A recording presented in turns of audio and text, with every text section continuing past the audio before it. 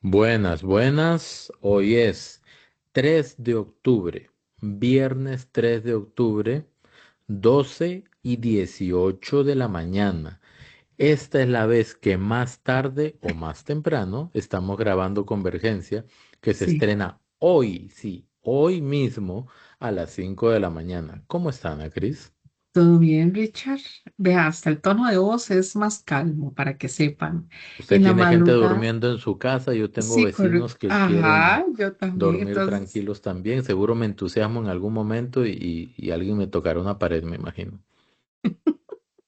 bueno, entonces aquí haciendo patria a estas horas, bendiciones para todos y esperamos que les guste mucho este capítulo que como ven va a salir así recién salido del horno para ustedes. Sí, sí, yo cuando le dé publicar voy a hacer así. ¡Puf! Bueno, hoy vamos a ver lo que pasó el miércoles 1 de octubre, incluye la Ajá, conferencia de prensa, ¿verdad? correcto. Algunos puntos importantes para mencionar y ver. Algunos sí. El jueves 2 de octubre, o sea, el día de ayer, ¿verdad? Que pasó Sí, hace ayer. 19 minutos. Y se estrena pues el día de hoy, viernes a las 5 de la mañana. Vean que nosotros nos fajamos para cumplir con el horario. Entonces, Sí. Ana Cris, ¿con qué comenzamos? Comenzamos con pues la apertura de la campaña. Ahí tenemos un video donde vamos a observar que ya costarricenses estamos oficialmente en campaña electoral y pues vamos a ver algunas reacciones de los diferentes candidatos presidenciales y de las cosas que se vivieron ahí. Como preámbulo y poniéndoles en contexto, ustedes saben que el inicio de campaña marca la entrega de parte del presidente de la República de las fuerzas policiales a el Tribunal Supremo de Elecciones. Entonces, la magistrada presidenta Eugenia recibe de parte del señor presidente de la República, Rodrigo Chávez, el estandarte de la fuerza pública como significado de esto. Y este es oficialmente el inicio de la campaña electoral del 2026. Así que tenemos las reacciones de varios candidatos presidenciales que se encontraban ahí en el auditorio del Tribunal Supremo de Elecciones. Sí, el Tribunal Supremo de Elecciones, ¿verdad? Asume un papel muy importante en, en todo lo que tenga que ver con el control electoral.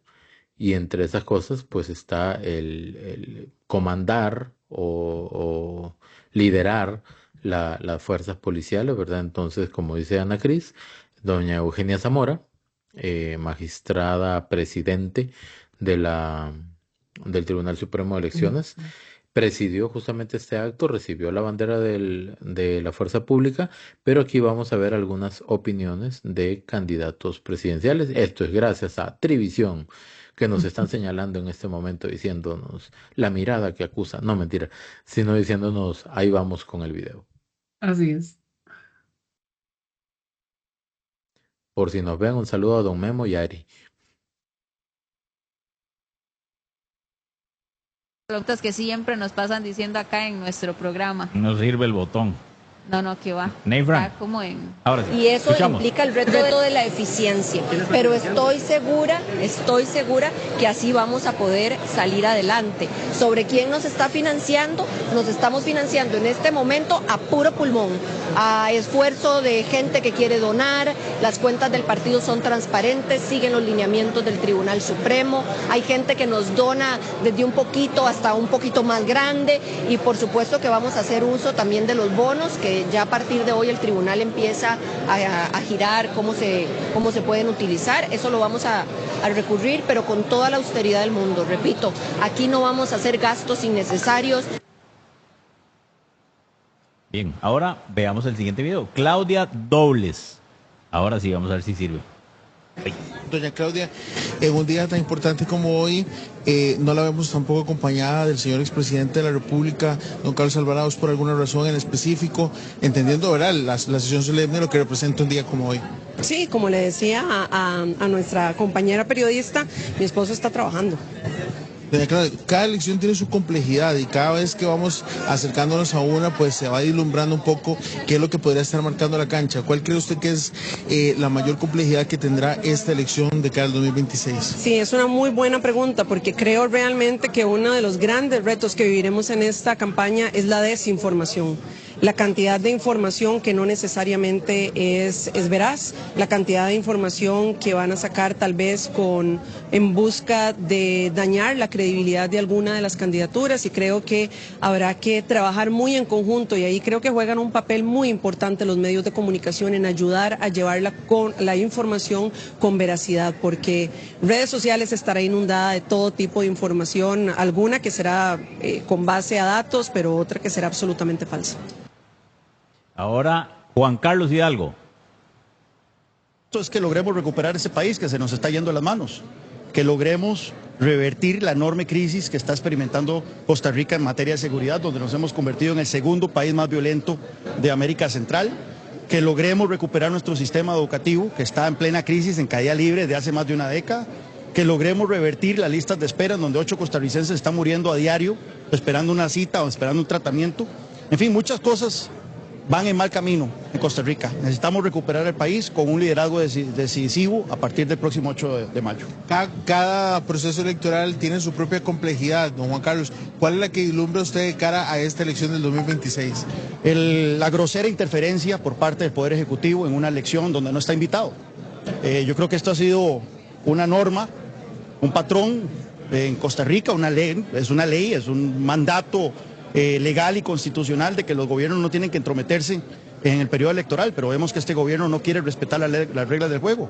Confiamos en que el Tribunal Supremo de Elecciones va a tomar las cartas en el asunto y va a garantizar una cancha pareja para todos los candidatos de cara a las próximas elecciones. Y por último, don Ariel Robles. El principal desafío es el abstencionismo, es el descontento, es la desmotivación que tienen las personas por la discusión política y por la representación de las ideas. Se habla sobre esa conquista a la población joven, quien es la que particularmente trae un mayor porcentaje del abstencionismo. Usted es una persona joven también, don Ariel, y evidentemente representa muy bien a un importante sector de la juventud.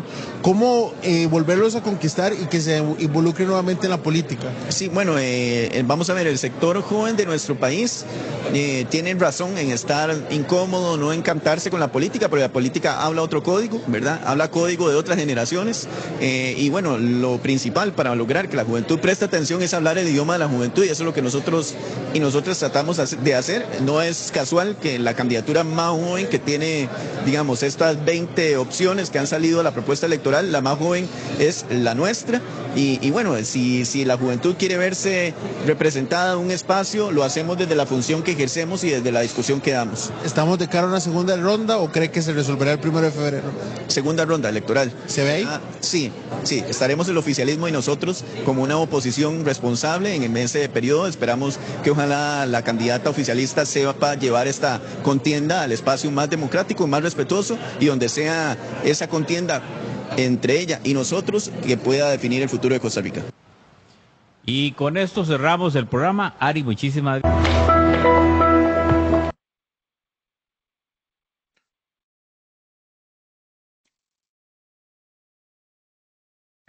Cuatro declaraciones, cuatro. Vea. Rápido, quiero ser puntual para no Sí, extenderme mucho. sí. La grosera interferencia del Poder Ejecutivo, dice Juan Carlos Hidalgo, ¿verdad? Hidalgo.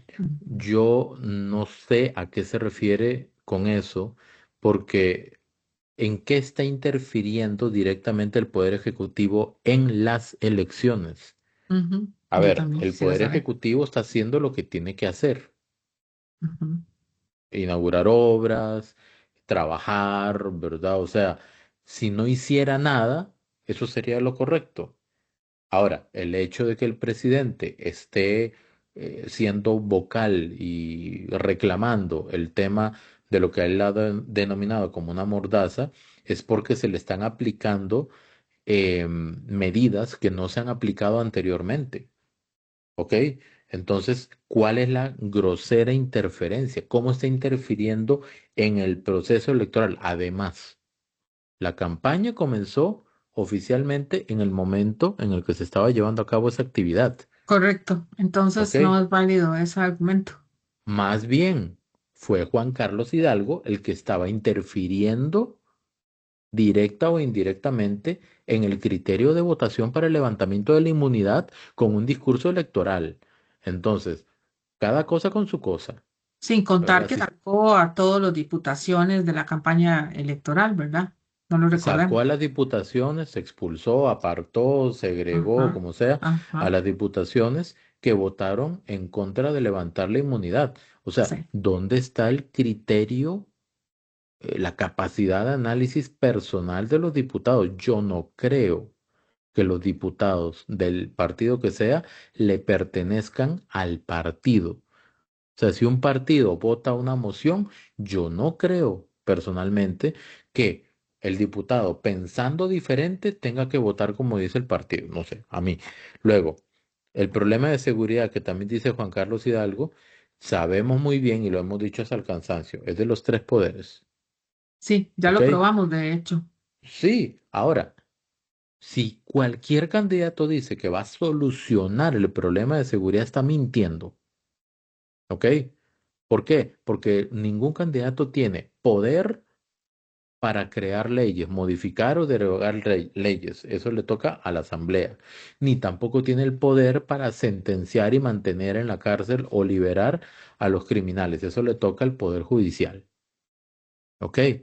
Nada más le toca la fuerza pública. Y van a decir seguramente, sí, pero generar el diálogo, bueno, en chistes de diálogo hemos estado un montón de años y mucho no hemos avanzado.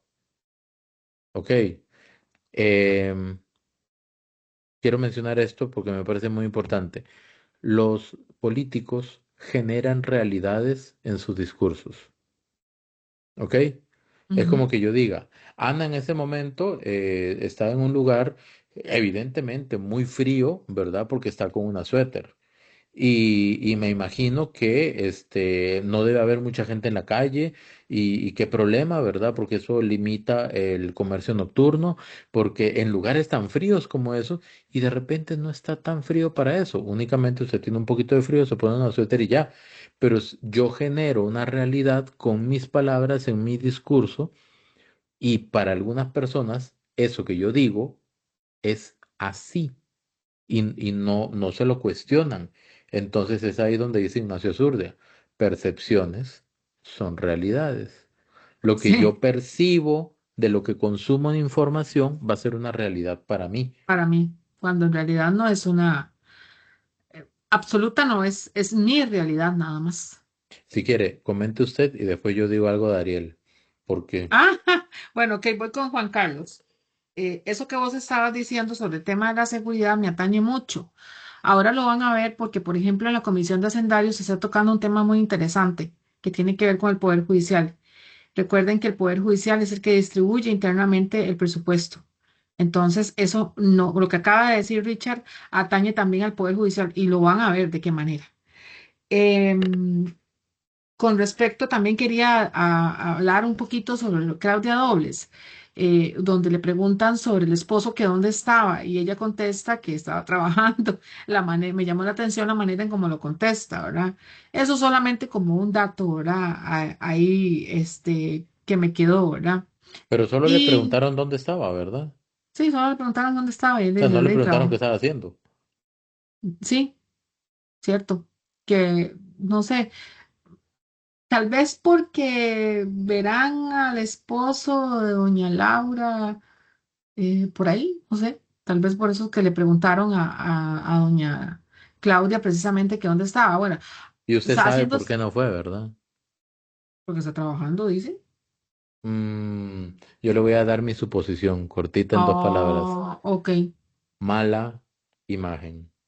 sí. Porque usted cuándo ha visto en esta campaña o cuántas veces ha visto en esta campaña a Claudia Dobles a la par, así, a la par, tú con tú, ¿verdad? De Carlos De Alvarado. Carlos Alvarado, sí. Me parece raro. ¿Cuál ha sido el presidente con peor popularidad al cierre de su mandato? Carlos Alvarado. Sí, Entonces, sí, sí. evidentemente, desde el punto de vista del marketing político, Ella no se lo le tratan puede de ver con... personal. Sí, sí. Exacto. ¿Por qué hicieron la coalición con Agenda Ciudadana? Para cambiar la imagen Ujú. que traía del gobierno de Carlos Alvarado. Sí, sí, O sí, sea, no totalmente. lo pueden poner. Esa es para mí mi La hipótesis. Si explicación el tuya. señor está trabajando, pues de qué bueno, ¿verdad? Pero esta era una ocasión muy importante como para que estuviera a la Es par que de su esposa. sí, es que Perdón que le sí. interrumpa. No, no, es parte de la interacción de nosotros. Pero me llama la atención porque eso es parte como del apoyo que debería darle el señor expresidente de la República a su esposa, ¿verdad? Esos son cosas que me llamaron la atención. Ahora, de Laura, observo lo que habló ella, ¿verdad? El tema de una campaña austera. Eso es lo que saco yo más. De hecho, si nos vamos hacia el anuncio que ella dio en la asamblea del partido, habló que renunciaba a un 25%. Entonces vuelve con ese discurso que ella mantiene, ¿verdad? En una campaña austera y de cómo se están financiando en el tema de campaña Sí, al y con, 25% de la deuda política. de la O sea, deuda de lo que política. les toque Ok, de sí, deuda política van a renunciar al 25%. al 25%. Y del señor Ariel Robles, que prácticamente lo único que rescata él es el sector joven. Sector joven y sector joven y sector joven, nada más. Hay que recordarle al señor Ariel Robles que el sector joven no solamente representa pues la ideología que él representa, también hay diferentes tipos de sectores de juventud, ¿verdad? Hay juventud de diferente tipo, ¿verdad? Incluyendo la conservadora. Entonces, habrá que ver qué bloque, hablando de percepciones y realidades, es el que logra traer el señor Ari Robles. Bueno, Ariel Robles dice que está hablando en el idioma de la juventud.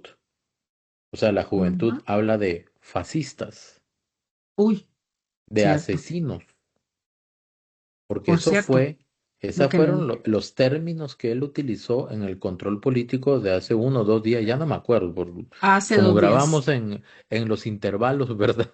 De un día Sí, al otro, pero esos fueron los términos que él utilizó refiriéndose a doña Pilar. es inercia. ¿Esos son los términos en los que habla la juventud? ¿O No creo. son los términos que se le trata de inculcar a la juventud? No, ahí estamos en un grave error. Ariel Robles es el candidato más joven, ¿verdad? Me parece. Pero ¿qué edad tiene Ariel a todo esto? Ese que ahorita mismo lo averiguamos aquí en vivo y Anda en por los directo. 30 y algo, Richard. O sea, ya es fuera de un joven, sería adulto joven. No es joven joven, es un adulto joven. O Ariel menos que, Robles Barrantes, ¿verdad? Si no me equivoco. sí, Ariel Robles Barrantes. Creo que anda por los 30 y algo, Richard. A ver si me corregís. Ya le digo. Y El entonces tri- eso me llama mucho la atención porque él como que ha utilizado esa bandera. Inclusive Priscila Vintas es más joven que él. Me parece que tal vez Sofía Guillén puede andar todavía más joven, Tiene pero es que 34 años. 34 ya 34 es 34, Sí. ¿no? Sí, pero le voy a decir una cosa, y yo lo digo con todo respeto, Ana, pero creo que la cuota o el grado de madurez es algo importante Ah, en ok. la política para aspirar a ciertos puestos. ¿Ok? Y estamos de acuerdo. Pueden haber personas jóvenes muy maduras, pero también sería bastante lógico que una persona joven esté en proceso de madurar. ¿Ok? Y ese proceso de madurez va de acuerdo a las cosas que ha tenido que vivir en el sistema en el que ha tenido que desarrollarse. Ujú. ¿Ok? Entonces, el hablar de que estamos, o el decir que estamos hablando en el idioma de la juventud y escucharlo hablar de fascistas y que son personas capaces de matar, o sea, ¿qué tipo de formación le está dando un candidato a la presidencia a la generación de jóvenes? Decir así, abierta e irresponsablemente, que una persona es fascista, ¿ok? Que vimos la definición y nada que ver, ¿ok? Y Sí, además de eso, que los fascistas están dispuestos a matar. va a matar. Le recuerdo a la derecha de Ariel Robles, a la derecha de Ariel Robles está Rocío Alfaro Molina, que defiende abiertamente al gobierno de Venezuela, al narco gobierno terrorista, no, ni siquiera ellos son fascistas, ellos son terroristas y narcotraficantes. ¿Ok? Y clasificados ya por el gobierno de Estados Unidos. Volvemos a lo mismo que hablábamos Exactamente, anteriormente. orden de captura. La Corte de Estados Unidos está pidiendo 20 años de cárcel mínimo para Maduro, Sí. mínimo. Y tienen ahí ocho embarcaciones y no sé cuántas decenas de aviones listos, Sí, no para invadir Venezuela, sino para, voy a sonar muy, muy extremo de repente, pero para liberar al pueblo venezolano de ese trío de bestias que están ahí defendiendo sus propios intereses, pues, ¿verdad? El cartel de los soles, que así se llama. Entonces, y que han obligado a la cuarta parte de la población a irse de a migrar. Venezuela y han desaparecido a muchos otros. Sí. Entonces, hablemos de fascismo. ¿Quiere que hablemos de fascismo? Es muy irresponsable decir eso. Y finalmente dice que quieren ser una oposición responsable en segunda vuelta. ¿Y cómo lo has Dos demostrado? mil 2564. Ese es mi número. ¿Ok? 2564 mociones Más las a un mociones de proyecto revisión, ¿verdad? para generar 40.000 empleos de los que se estarían beneficiando muchas de las personas jóvenes que estarían votando por el Frente Amplio. ¿Esa es una posición responsable? No. Y espero que la próxima asamblea modifique el reglamento para que cada diputado no meta más de 5 mociones y ya, finito. Uy, eso ha sido constante, por cierto. Ya anda en boca de varios candidatos a diputados. Qué dicha, me alegra mucho, por Sí. cierto. Y ¿Qué seguimos con más? el siguiente tema, que es el video de Central Noticias, que habla dónde se le retiró al señor Leonel Baruch Golper la visa de Estados Unidos. Entonces, vamos a verlo un momentito para poder comentar. Ahí Sí, hacen eso es como, una ¿cómo? pequeña reseña de por qué razones es posible que el gobierno de Estados Unidos le haya retirado al señor la visa, específicamente. Correcto. Este es un tema al que hay que darle seguimiento, ¿verdad? Primero, Ujú. porque es noticia, primero que todo.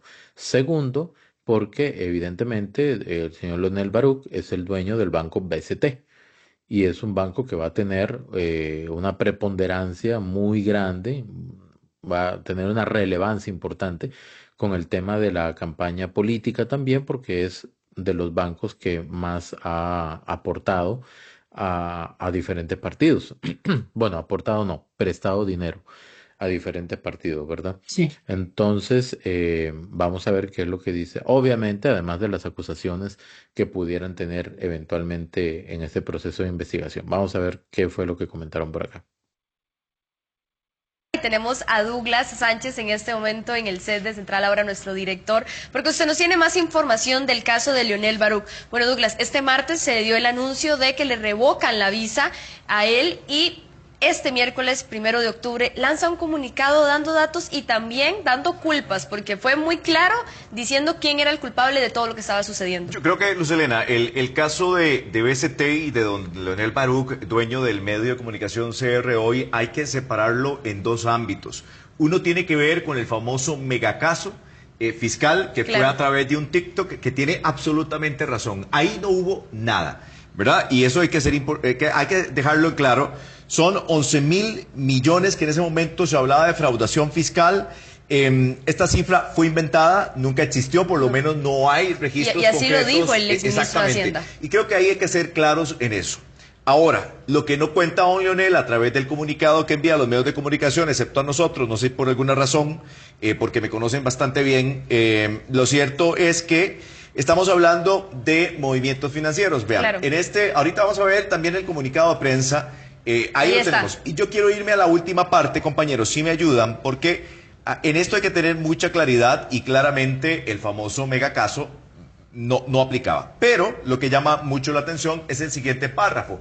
Hasta la fecha he aportado diligentemente toda la información que me ha sido requerida por las autoridades competentes, tanto Costa Rica como en Panamá, y lo continuaré haciendo con todas las autoridades competentes que así lo requieran para que este ataque malintencionado de mi imagen y reputación se esclarezca de manera definitiva. ¿Por qué menciono esa parte? Porque creo que la gente tiene que saber y tiene que estar muy clara en que una cosa es el mega caso, que no pasó a nada y que se archivó y que no ocurrió nada más, y ahí tiene razón don Leonel. La investigación que se le sigue es en Panamá por presunto lavado de dinero.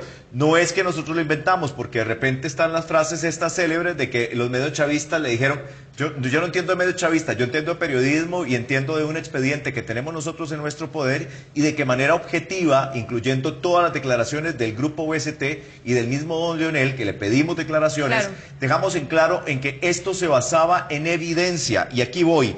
Estos movimientos financieros a los que hace referencia esta investigación tiene que ver con 65 millones de dólares, ¿sí? En préstamos circulares entre Costa Rica y Panamá. Ojo, movimientos que iban y venían entre ambos países, con la utilización de varias sociedades ligadas al empresario Baruch, Betamatrix, Baruch Holding y Latam Asset Management. Estas tres figuras o estas tres sociedades son las que está investigando justamente la Fiscalía panameña en esta causa, y que además en la parte final él asegura que está compartiendo la información, porque recordemos que en Panamá sí le congelaron 10 millones de dólares justamente por este tema. Así que paso a decirle los tiempos concretos. El 8 de mayo de este año, Panamá notificó a Costa Rica. La Fiscalía panameña envió un oficio, el FCAI-1900-25, y allí identificó en ese oficio un poco más de 12 millones de dólares en depósitos en BCT Panamá a nombre de Latam Asset Management. El beneficiario final, don Leonel Baruch. Adjuntaron los fiscales de Panamá una llave USB que le entregaron a la Fiscalía de Costa Rica, y que de alguna manera estos movimientos, decían, eran sospechosos en apariencia. El 9 de junio, Panamá pidió cooperación formal a Costa Rica y le dijo: Costa Rica, ustedes no me están pasando la información que yo requiero para continuar en la investigación. Y allí, además, informamos que CR hoy había recibido prácticamente casi 5 millones de dólares desde cuentas offshore, sin contratos ni respaldos. Es decir, pasan la plata, pero no hay un contrato. No hay una razón. Exactamente, eso es lo que está la Fiscalía investigando. El 24 de junio del 2025, Costa Rica le responde. La Fiscalía TIC admitió que recibió las pruebas. Decidió no anexarlas al expediente nacional, alegando que la causa abierta no cubría del 2008 al 2015. Es decir, dijo, mejor aquí abrimos un expediente. Después, el fiscal general de la República, Carlos Díaz, nos confirma que efectivamente se abrió una causa. Es decir, hay dos causas. Hay una causa en Panamá y una causa en Costa Rica. Ahora, él dice en el comunicado que si es que el presidente es el que son patrañas, que si el presidente fue el que influenció a la Fiscalía panameña, eso yo ni lo sé. Es decir, nosotros ni lo sabemos. Pero la investigación está y los papeles están y ahí está la información. Exacto, eso pasa por una suposición del empresario. Nosotros no aportó tampoco pruebas contundentes para entender si realmente fue el presidente el que presionó a la Fiscalía panameña, que a mí honestamente me parece un poco un delirio. Ahí está el comunicado. Entonces, a ver, con respecto a la investigación, por supuesto, lavado de activos en Panamá, esa investigación fue abierta por la Fiscalía de Panamá por presión de Rodrigo Chávez. Él confirma que se abre la investigación que nosotros dimos a conocer de manera en exclusiva después de que lo publica incluso el Estrella de Panamá. Prueba de que Rodrigo solicitó a Panamá, dice él, que abrieran un expediente de investigación en mi contra en la Fiscalía de Costa Rica, como se dice popularmente, tira la piedra y esconde la mano. Esto no nos consta a nosotros y tampoco hay manera de que él lo pueda probar, pero si lo puede probar, estaría buenísimo que nos pueda entregar la información. Hasta la fecha, TCL ha aportado diligentemente toda la información, porque por supuesto que tanto Costa Rica como Panamá le están pidiendo información a don Leonel Baruch. ¿Qué es la necesidad suya, ma? Tenemos a Douglas Sánchez en este momento en el set de... Bueno, ya, ahora sí. Sí, nada más déjeme porque a veces comienzan a correrse otros videos de forma inmediata. Ya, listo. Ese es el tema con Facebook a veces. Sí, O sea, se sí, filtró sí. el audio de otro video que seguía después de eso. De un reel. Vea, yo, como hemos venido manejando esto, es como darle seguimiento y ya, porque es un tema que está en investigación. Sí, exacto. Pero yo sí tengo que hacer dos micro comentarios. Uno, ¿quién le redacta esos comunicados a don Leonel Baruch? Porque parece que no hay un abogado de por medio. ¿No vio lo que dijo? Que Sí, parecía exacto. que, Una, una que cosa, Chávez eso. manipulaba. O sea, que el presidente presionó a la Fiscalía panameña. Es como que yo la presiono a usted para cocinar algo que yo quiero en su casa, aunque yo no coma en su casa. O sea, injerencia sobre la soberanía panameña de parte del presidente Chávez Robles. Imposible eso. Menos sobre Está la fiscalía, que es muy un ente raro, judicial. Ni muy siquiera el raro. presidente de Panamá lo puede hacer, Sí, exacto. O sea, digo yo, ¿no? sí, o sea, o sea, no.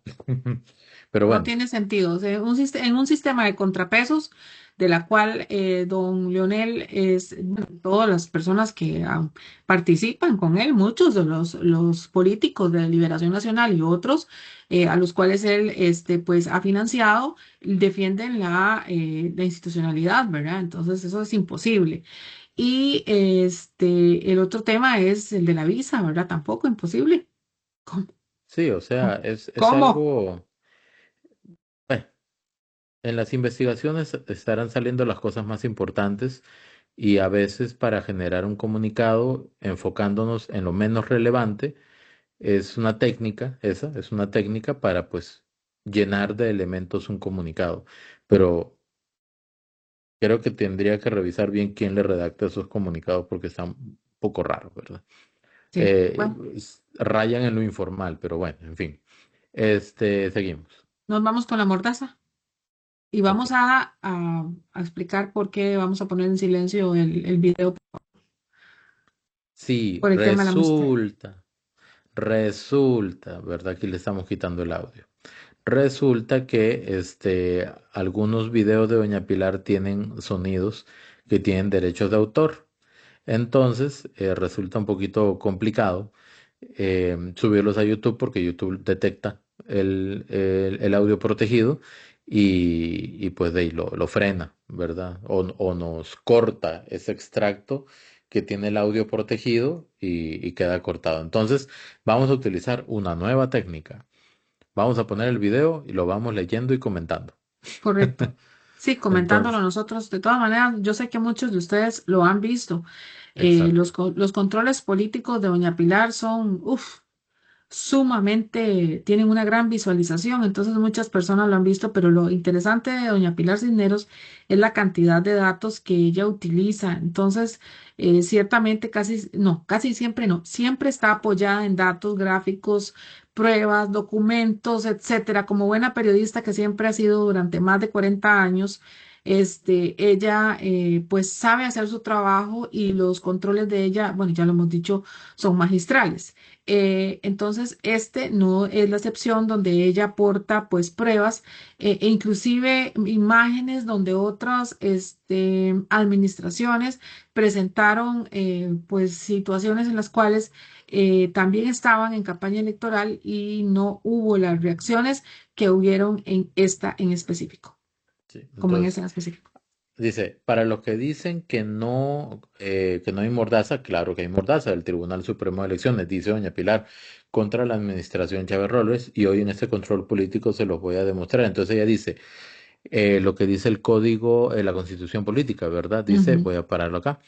Prohíbese a las instituciones del Poder Ejecutivo, de la Administración descentralizada y de las empresas del Estado, a las alcaldías y a los consejos municipales difundir mediante cualquier medio de comunicación información publicitaria. Lo que doña Pilar alude es que esta información publicitaria es información pagada, Ujú. ¿ok?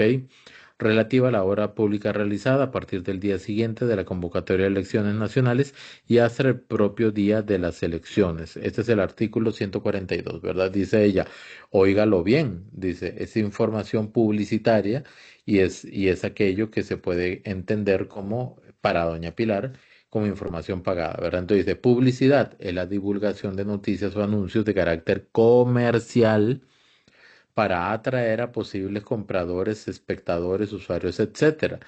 De hecho, esta es la definición que consigue don Alejandro Pacheco en la entrevista con Amelia Rueda, que nos comparte, bueno, o que compartimos en el episodio anterior de Ujú, Convergencia, ¿verdad?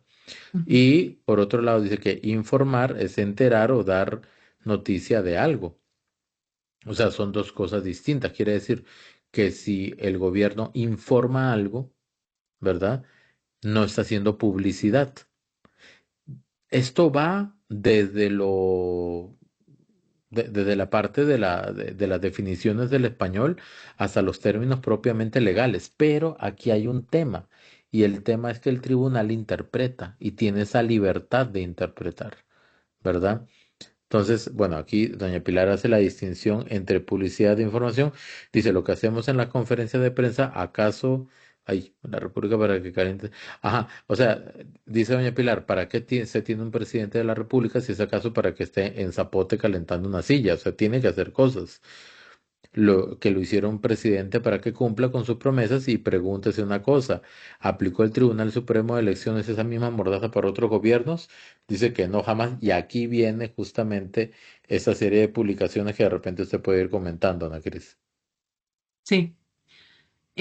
Para nosotros sí, ella habla de que para nosotros sí, para ellos no. Bueno, por ejemplo, el caso del 16 de diciembre del 2021, donde 52 días de las elecciones se da este claro ejemplo entre Claudia Dobles y el señor expresidente, donde, pues por supuesto, se da un comentario, era una defensa sobre una mesa redonda específica y ellos pues estaban haciendo cámaras para publicitarlo, ¿verdad?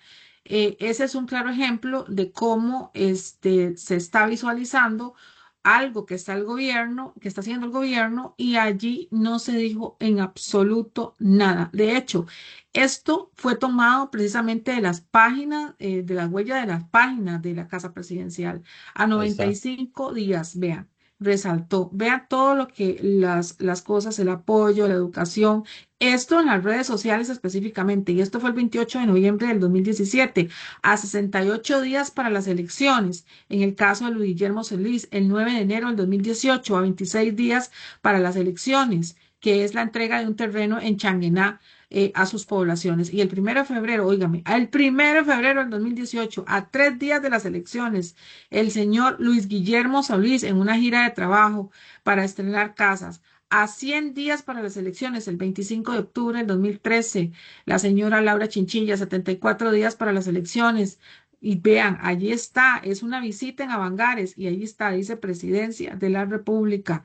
No está tomado de otro lado. O sea, y aquí no hubo ninguna prohibición, apercibimiento o lo que hubiera sido para que los funcionarios hicieran. A 20 días para las elecciones, el 13 de enero del 2014.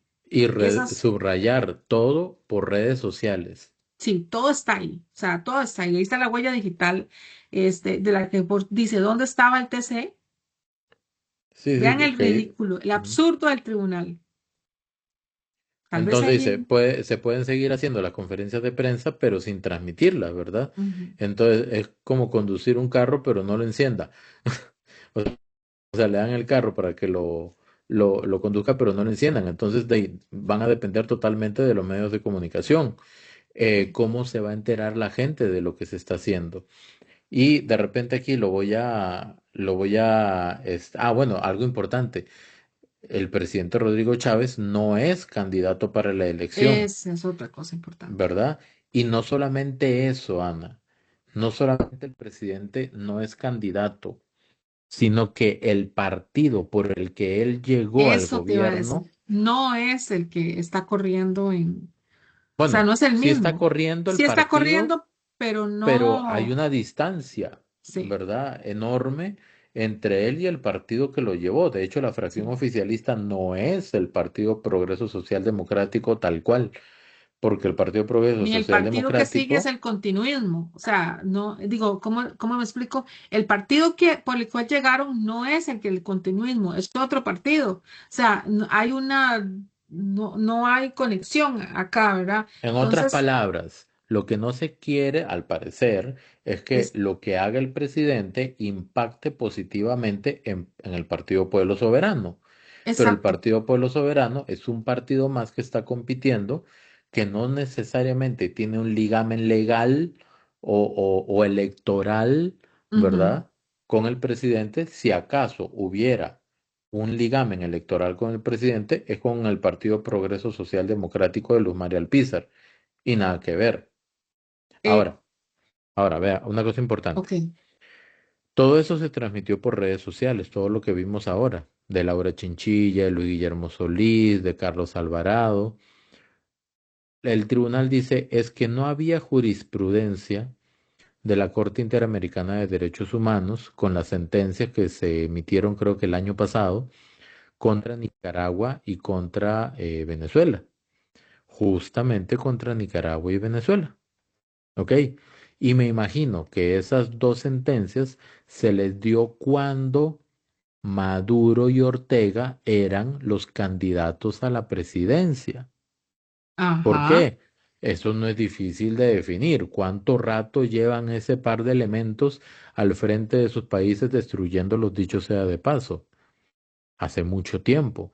Entonces, no es, a ver, no hay igualdad de situaciones. El presidente no es candidato. Eso es lo que dice la jurisprudencia de la Corte Interamericana de Derechos Humanos. Sí. Y adicionalmente se está hablando de dos regímenes corruptos. O sea, a mí que me digan que en Hoy, Nicaragua es legal, las elecciones son totalmente transparentes y por eso sigue quedando Ortega, yo no le creo a nadie que me diga eso, mucho menos que me digan lo mismo de Venezuela cuando está comprobado está. volvemos al punto que es en tema de interpretación, porque hoy el secretario estuvo en varias entrevistas y lo que él alega es que no tiene nada que ver la fuente, es decir, de dónde venga o qué país sea el que le provenga la jurisprudencia, sino la aplicación que ellos deben de hacer por parte de la Corte. Eso es un Ok, tipo de actualización. ese fue el vocero, no, del Tribunal Supremo de Elecciones, Sí, pero ¿cómo se llama? Coreca. Es que el apellido me cuesta. Román o No, Cambronero. Cambronero. Ok, él es el jefe de despacho de la presidencia del Tribunal Supremo de Elecciones. Exactamente. No, Cambronero fue el estamos que de me dijo. acuerdo, pero cuando ellos En una emiten el entrevista con comunicado, ex- utilizan frases específicas de la mm, sentencia de cada uno de estos dos casos. ujú. Y es ahí donde uno se pregunta, ¿y qué dice el resto de la sentencia? Yo Por eso, quisiera, si o lo sea, ponemos en contexto, se refiere a otro punto, momento, a otro contexto o sea, ¿qué de más dice la antecedente. sentencia? Yo las he buscado, no las he encontrado. Ya tengo un correo para mandar mañana la consulta, si me pueden mandar esa sentencia. Pero además quiero saber, desde el 2002 a la fecha, ¿qué otras sentencias han habido de tipo electoral? Porque yo me imagino que el Tribunal Supremo de Elecciones está agarrando todas las sentencias que emita la Corte Interamericana de Derechos Humanos y acoplando todo lo que se pueda. Y de las mismas dos sentencias, me imagino que contempla todo lo que dice la sentencia, no solamente esas líneas que pusieron en el comunicado. Me Sí, imagino. me imagino. Pero bueno. Así está. Yo solamente quiero aportar que lo que está pasando acá, digamos, cuando le achaca al señor Rodrigo Chávez la forma, porque inclusive dijeron que era un vocero que tenía una capacidad Influyente. influyente para hablar, ¿verdad? Al final no es culpa de él, esto ni siquiera del partido, ¿verdad? Él solamente está cumpliendo con la generación de un mandato constitucional. Y lo otro es que esto también, pues obviamente a la oposición le está dañando porque el salto de la última encuesta que se ha dado, por ejemplo, por Consultores, pues es evidente a pesar de que yo entiendo que esto ya había sido determinado anteriormente, pero no sé yo hasta dónde ha contribuido. El tema aquí no es y les voy a decir por qué. Yo siento que no es lo que está pasando. Las medidas que haga el tribunal no van a dañar al elector, sino las aptitudes que están teniendo muchas diputaciones de esos partidos en la Asamblea Legislativa. Y ahora lo vamos a ver por qué. Sí, yo solamente creo que el tribunal obviamente pues va a hacer lo que considere hacer. Nada de lo que digamos o de lo que se analice o se critique va a Sí. cambiar las cosas. Sin embargo, hay uno que otro vacío importante en la forma en que comunican las cosas y yo repito, creo que ese amplísimo margen de interpretación que tiene el tribunal se presta para que uno no sepa exactamente en qué terreno se está caminando. Hay un margen de interpretación demasiado grande y yo particularmente, muy en lo personal, creo que no se puede tomar al pie de la letra una sentencia emitida contra un gobierno dictatorial, totalitarista, corrupto, antidemocrático y ¿qué más? Y terrorista en algunos casos, ¿verdad? Para aplicar en un contexto completo y totalmente diferente. Creo que hacer copy-paste, en este caso, No va. no aplica. La situación es totalmente diferente. Sí, creo que no aplica. Eh, Nos vamos al siguiente punto, que son dos videos de dos situaciones del mismo momento que se dieron en el control político de hoy, que tienen que ver con Fonarroz. Y vamos a ver los primeros minutos para poder hacer una conclusión sobre este tema y de lo que va a influir más adelante.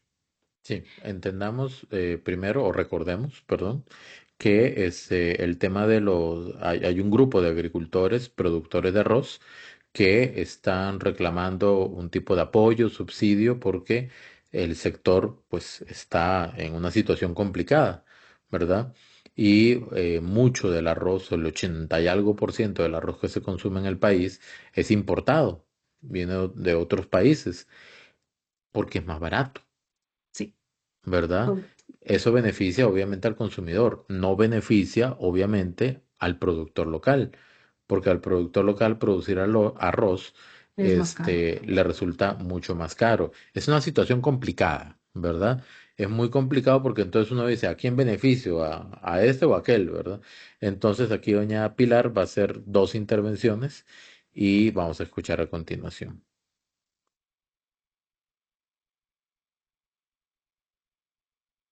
Estén en favor de Fonarroz me pongan atención.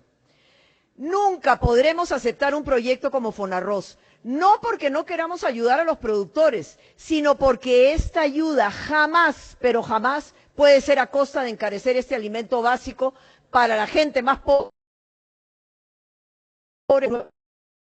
Los ciudadanos comen arroz 3 veces al día en este país. Probablemente miles desayunan con gallo pinto, comen casado en el almuerzo y también en la cena. Y no podemos permitir que los más pobres paguen más para ayudar a un grupo de productores que ya tienen un órgano llamado Conarroz para auxiliarlos. Y voy a traerme abajo las mentiras de algunos diputados, como por ejemplo que la debacle empezó con la ruta del arroz. Falso y refalso. No nos engañemos, la baja en la siembra se debe simplemente a que no somos competitivos. Mientras otros países cosechan entre 10 y 14 toneladas por hectárea, aquí producimos entre 3 y 4 toneladas, la tercera parte. Para compensar esta deficiencia, Costa Rica impuso un perverso sistema de precios que generaba multimillonarias ganancias a un grupito chiquitico pequeño de importadores. Por ejemplo, una gran empresa como Pelón de la Bajura, que tiene miles de hectáreas, certificó a Conarroz que su costo de producción es 15.000 colones por saco, pero antes de la ruta del arroz le pagan 27.000. ¿Cuántos millones cree que se ganaban a costa de los consumidores? Pero ahora fíjense en esto. La debacle empezó en el año 2010. Don Pedro, póngale atención a eso porque a usted le interesa lo del arroz. Fíjense en esto. Desde el año 2010, Costa Rica perdió más de 1.000 productores. Pasamos de 1.490 arroceros a solo 421. Vean el gráfico. Esto no empezó con la ruta del arroz, pese a las ayudas y a los precios artificialmente altos. Las hectáreas, por tanto, sembradas pasaron de 81.000 en el 2011, óiganlo bien, a solo 24.000 el año pasado, una cuarta parte. Conarroz nace en el 2002 con la misión de proteger a los arroceros, mejorar la productividad y desarrollar mejores semillas. Pero nada de eso pasó. ¿Y qué fue lo que pasó? Que mantener Conarroz nos cuesta 1.600 millones de colones por año, es decir, más de 6,5 millones por cada productor costarricense. Y adivinen qué, las dietas que tienen son de 200,000 colones por sesión por día. Y adivinen qué, hacen entre 4 y 5 sesiones por mes, con una planilla de jugosos salarios que se financian con un impuesto de 1.5% que pagan los agricultores e industriales y otro 1.5% que pagan los importadores. Óigame eso, si cerramos Conarroz, tendríamos más de 6,5 millones en ayuda para cada arrocero. Nada mal, ¿verdad? Nada mal. Mientras que en el 2011 importábamos solo el 18% del arroz, año tras año esta proporción bajó dramáticamente, hasta llegar a un punto en que el 70% del arroz que nos comemos es importado y menos del 30% del arroz es tico. Mientras que la ruta del arroz que impulsa el gobierno y que busca proteger a los consumidores sí ha funcionado. Y aquí está el gráfico que lo demuestra. Pese a un alza en el precio internacional de más del 55%, es la raya azul, aquí los consumidores tuvieron un alza mínima, esa es la raya roja que ustedes están viendo ahí. Y ahora que el precio internacional está muy bajo, está por el suelo, la verdad sea dicha, ya empezamos a sentir una nueva rebaja. ¿Y por qué no la sentimos tan rápido? Porque primero tienen que agotarse los inventarios, ahorita que se agoten ya verán cómo baja el arroz. ¿Y saben qué? El precio sí influye, porque por primera vez en años, desde que se implantó la ruta del arroz, el consumo anual por persona subió a más de 50 kilos. Por eso, no apoyamos ni apoyaremos Fonarroz, porque no vamos a castigar al consumidor más pobre. Les propongo algo, arroceros, cerremos Conarroz, no sirve para nada, y repartamos 6.5 millones de colones anuales para cada uno de ustedes. 6.5 millones para cada uno y nos volamos Conarroz. Ustedes ganan y el país gana. Muchísimas gracias. De repente, antes de poner el otro, como subrayar unas ideas porque... Mucha Bueno, información. sí, hay que tratar de simplificarlo todavía más porque doña Pilar lo simplificó bastante, ¿verdad? Con Sí, gráficos y todo. sí. Lamentablemente, en Costa Rica, por temas de clima, por temas de geografía, por temas del tamaño, incluso, ¿verdad? Del país, También hay un tema climático, hay que ser realistas, ¿verdad? exacto, ¿verdad? Por todos esos temas, producir algunos alimentos sí se puede producir, pero el hecho de que se pueda producir no significa de que sea rentable producirlo cuando se puede importar más barato. Entonces ahí es donde Exacto. uno dice, ¿a quién quiere beneficiar? ¿Al productor, que son o sea, unos cuantos, en comparación a la población, que es el consumidor? Digamos, que sean 100 productores de X o Y alimento, pero en la población son 5.2 millones de personas que consumen arroz en este caso. Que la democracia es el bienestar de la mayoría, ¿verdad? O las decisiones tomadas en bien de la mayoría.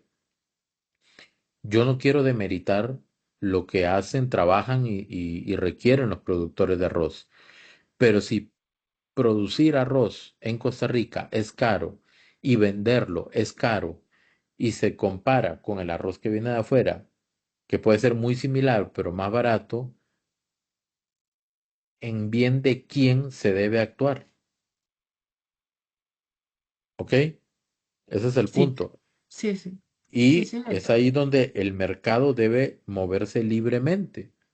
Y si se creó una organización como Conarroz que tenía como propósito apoyar al productor nacional para hacerlo competitivo y no lo ha logrado, la propuesta de Doña Pilar tiene todo el sentido del mundo. cerrar con Cerrarlo arroz. y ese Sí. dinero se reparte entre los productores de arroz. Em, la cantidad de productores de 1490 a 421 ha disminuido desde hace que como 20 años, algo así creo que era, más o menos. Sí, sí, pero fíjate que ese dato que da ella, no sé, no me coincide porque doña Ada Acuña dijo que eran 237. Ella dio un dato, pero eran los famosos que ellos tienen como mapeados ahorita y los que han estado por allí son 237. Esos son Pueden los haber productores activos. clasificaciones, Sí, grupos, ¿verdad? Pero digamos, son menos de 500. ¿Ok? sí, Son menos de totalmente. 500, pasaron de 1.490.000 a la tercera parte, o menos de la tercera parte. ¿Por qué? Porque son productores que de repente dijeron, es que verdaderamente producir arroz no nos sirve, tenemos que producir otra cosa. Voy O a sea, hacerte, nada más una cosita, estaba sí, viendo una entrevista que le hizo Otto Guevara a la gerente general de Procomer, y la gerente sí, general de Procomer dice, nosotros no podemos competir en cantidad, nosotros competimos en calidad de calidad. producto, ¿ok? Y yo sé que estamos hablando de exportar, pero eso Ujú, aplica también al consumo local. Cuando uno ujú. tiene arroz tico y arroz extranjero casi que iguales. No sé, porque yo como arroz y yo no sé de dónde viene ese arroz. Yo nunca digo eso, nunca pregunto. Y los dos prácticamente iguales. Y tenemos un costo mucho más alto de producción acá, por lo tanto, un arroz más caro y un costo más bajo, por lo tanto, un arroz más barato acá. Evidentemente, el consumidor va a preferir lo más barato. Em, y eso de que por sesión, ¿ok? Por sesión cada persona en Conarroz cobre 200.000 colones, las dietas, o sea, las dietas es eh, lo Lo que que se se le paga paga por por cada la sesión. sesión. Ujú. ¿Cuántas personas son en Conarroz? No tengo idea. No Doscientos tengo mil por idea. sesión y sesionan 4 veces al mes, son 800.000 colones solamente sesionando. Yo conozco asociaciones solidaristas o asociaciones de empleados donde les pagan algo casi que como 2.000 colones por sesión, por un tema Sí. de reconocimiento simbólico, Por ¿verdad? Entonces, pasajes, una cosa así es lo que les pagan a las sí, o asociaciones sea, de verdad, no. solidaristas. Bueno, dele, Ana Cris. No, yo quería aportarles, por ejemplo, solamente para retomar algunos de los datos que dio doña Pilar Cisneros. Vean que en el caso de la creación de Conarroz fue en el 2002, ¿verdad? Desde el 2002 Costarricenses está con arroz. Verifiquémoslo con el dato que ella da que comienza la baja del arroz, que es en el 2011. Ya había tenido prácticamente poco menos de 10 años, 9 años de estar con arroz supuestamente aperturado y no hizo ninguna gran diferencia. Donde se No logró un suponía impacto. no logró impacto. Entonces, esa inversión se ha venido decayendo, ¿verdad? Es una inversión que no se está traduciendo en mayor producción. Esto para analizar solamente con arroz, ¿verdad?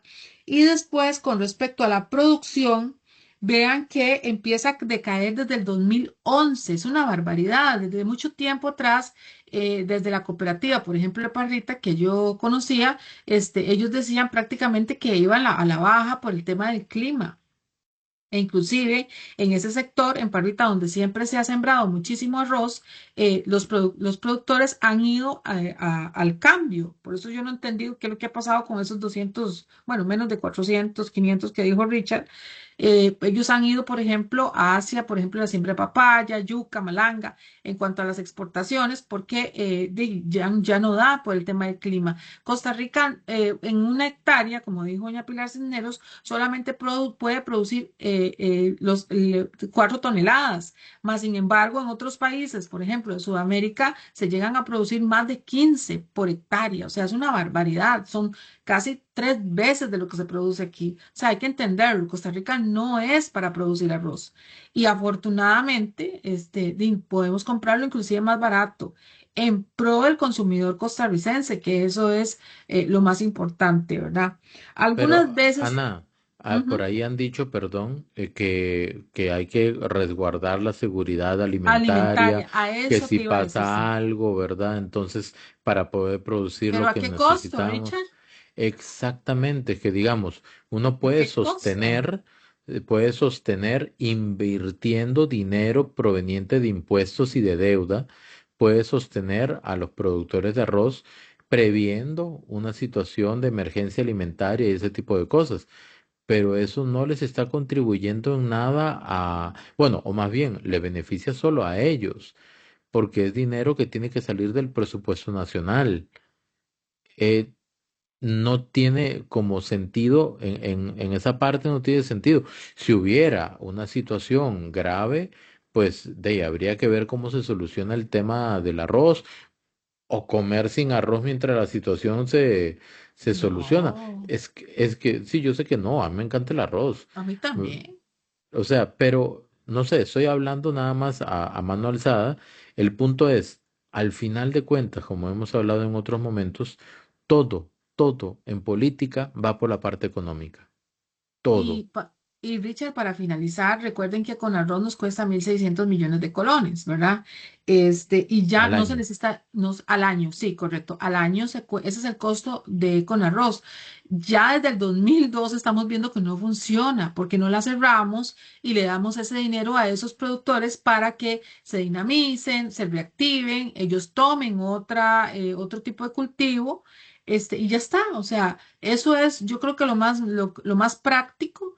Tal vez encuentren algún cultivo que nos podría beneficiar, tal vez por, no sé, por alguna de las entidades estatales, algunas de las universidades, qué sé yo. O sea, no sé, siembra de aguacate, se me ocurren muchas cosas. Pero este país es muy consumidor, o sea, yo siento que ellos son muy valiosos, que pueden diversificarse y que podrán encontrar otro cultivo que sí se dé aquí a gran escala, que tenga gran producción y que sea muy demandado. Es un tema de sentido común, sentido de supervivencia, visión de competitividad, Sí. ¿verdad? Pero hay cosas que no se pueden sostener. Y de ello, o sea, si usted tiene un aparato en su casa que le consume demasiada corriente, pero lo conserva porque es nacional, y se compra uno ahí en Walmart, ¿verdad? Que es chino, digamos, que cumple la misma función y que le consume menos corriente, ¿usted qué hace? Hay que Y no buscar la quiero ser comodidad. insensible, no quiero sonar insensible, ¿verdad? Pero al final de cuentas, aquí lo que hay que visualizar y procurar es la salud financiera del país. Y obviamente suena muy feo decirle, de ahí no, siempre en otra cosa. La verdad es que suena muy feo, suena hasta Sí, grosero. es Pero, feo, pero pero, ¿qué hicieron más de 1.000 productores en esos últimos años? ellos ya cambiaron y ya ellos Exacto. son menos de ¿Y 400, o por qué sea, lo hicieron? ¿Y por qué lo hicieron? y tampoco, Richard, tampoco voy a decir algo. Tampoco tenemos la cantidad de población que consume arroz, no tenemos por qué asumir un subsidio o impuesto, que eso es lo que nos quieren hacer los diputados de oposición con esto, para imponérnoslo a nosotros todos por un tema político, por un tema de una diputada que pasa ahí sentada, ahí con los productores, ahí haciendo querer solamente política. E Yo no inclusive ando. ahí, sí, claro, Mm. bueno, y otros también, e inclusive ahí en el plenario, hoy, bueno, ayer, perdón, ayer, Ada Cuña les dijo que les estaban mintiendo, van y les hablan y les dicen que van a votar, que ahorita que no sé qué, que eso va a ser pronto, cuando ya se sabe que no, porque al oficialismo le están reclamando las 50 mociones, 50 nada más costarricenses, no son 200 ni 300, no, no son 2.500 Frente Amplio. Les están reclamando las mociones que están poniendo porque obviamente no están de acuerdo. Y yo estoy de acuerdo con ellos. Sí, repito, o sea, mi mayor consideración y respeto y espacio respeto con los productores de arroz, pero hay que ver la evidencia, hay que ver los números y analizar fríamente este asunto, ¿verdad? Y quienes se aprovechan para ir y decirles y calentarles la oreja y prometerles y todo eso, lo que están haciendo solamente es eso, politiquería. ¿Por qué? Porque se quiere dejar al gobierno o a la fracción oficialista, es decir, al gobierno, como una fracción irresponsable, inhumana, desinteresada, ¿verdad? Con los productores, pero si se quiere legislar y tomar decisiones para el bienestar del país, de ahí, pues eso se tiene que hacer de manera pragmática, es decir, con evidencia, con datos, ¿verdad? Vamos a ver lo que tiene que decir doña Pilar en este control.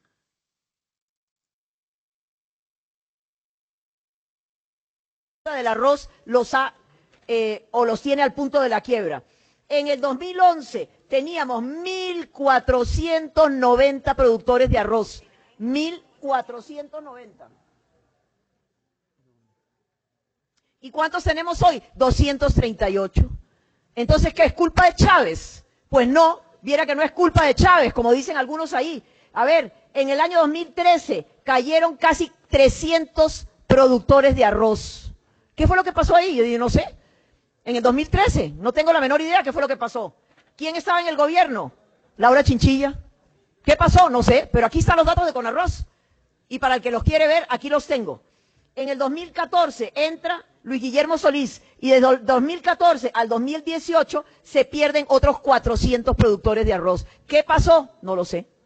No tengo la menor idea. En el 14, en el 18 entra Carlos Alvarado y ahí se mantiene más o menos estable y luego cae otra vez. Aquí está, señores diputados, lástima que no lo puedo proyectar, ya lo proyecté, pero aquí está. Cuentazo que eso es culpa de la ruta del arroz. Pero vean qué interesante. En el año 2002 se crea Conarroz.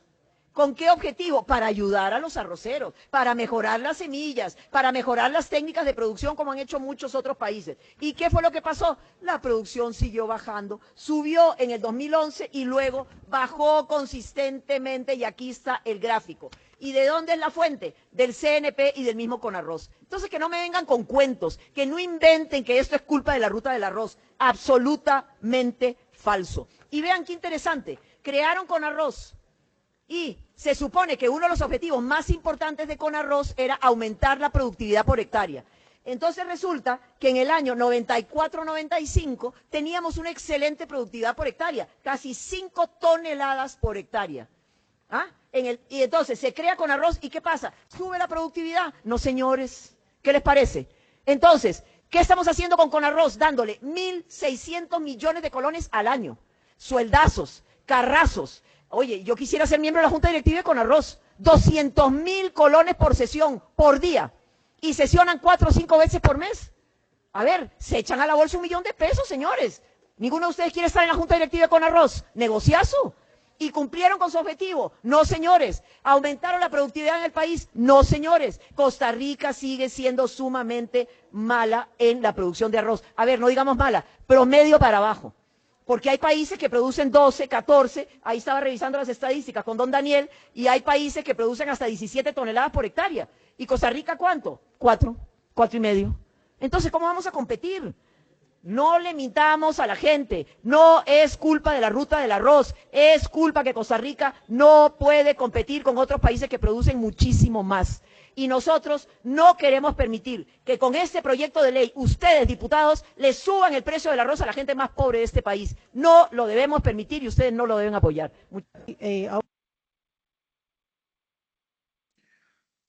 Bueno, Listo. es que está muy claro. Bueno, yo quiero hacer un comentario muy personal. Doña Pilar tiene 71 años, o sea, la fuerza que debe tener una persona para enfrentarse a 49 diputados, prácticamente, hablándolo en términos sencillos, y un afán tremendo de politiquería. ¿Por qué lo digo? Porque mientras doña Pilar hace esta exposición con cuadros, barras, números, porcentajes, años, línea de tiempo, lógica y coherencia, del otro lado, lo que le van a responder es que ustedes no quieren apoyar al productor costarricense, es que ustedes no les importa y no sé qué, porque así es la política. No tengo argumentos, entonces voy a tratar de pintar como el más malo de los malos, ¿verdad? A mi opositor, que en este caso sería el gobierno. Yo le veo todo el sentido y toda la razón del mundo a lo que plantea doña Pilar, tratando al mismo tiempo de ser lo más empático posible con los productores de arroz que han decidido mantenerse produciendo arroz. Ujú, exacto. Y es una decisión difícil, pero los datos están ahí, salvo que tengan datos diferentes que refuten completamente lo que dicen los datos, perdón, de doña Pilar, pero no observo eso. No, no, y están muy claros. Así que Sí, nos vamos exactamente. para el siguiente video.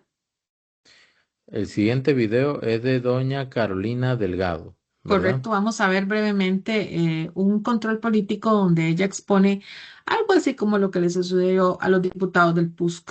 Precisamente parece que, otra vez pequeño, bueno, perdón, la sacaron de campaña. Entonces, eso es lo que ella... Ah, y una cosa muy importante, aquí ella hace una definición, no lo puedo poner todo por tema tiempo, pero hace una pequeña división, una diferenciación costarricenses de lo que es la violencia política. Y ojo, que la violencia política también la ejercen las mujeres. Listo, vamos a escuchar. Obviamente, esto se da a raíz de que doña Carolina Delgado vota en contra el levantamiento de la inmunidad del presidente y tiene una represalia de parte del partido, según indica ella, de que la expulsan o la apartan de la campaña política. Sacado de la campaña política presidencial. Esta hoy no es una excepción. El candidato decidió sacarme de la campaña política, así como el candidato de la unidad decidió sacar a mis compañeros de la unidad. Pero les quiero decir una cosa, la diferencia es que hoy sí tenemos una ley de violencia política. Hoy me están violentando mis derechos políticos, señor candidato, como lo están haciendo con mis compañeras. Muchas gracias. Gracias, diputado. Unas o algunos creen que si la violencia se da entre mujeres, no es violencia política.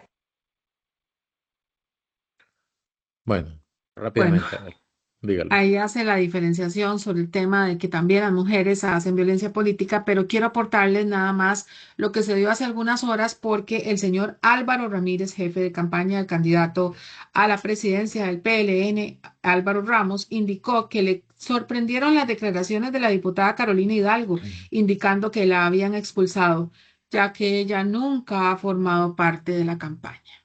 Vamos a ver.